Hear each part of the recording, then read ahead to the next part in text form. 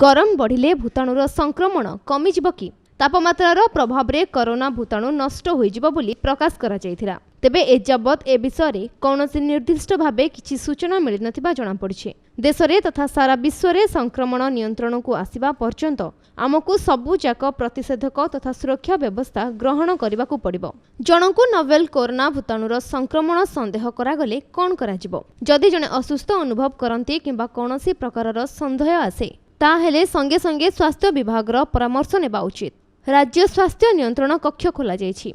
सेठाकू telephone 067423904666 किंबा mobile number 9439994857 किंबा 9439994853 द्वारा जोगाजोग करा जाय परिबो। Bureau report Konark news.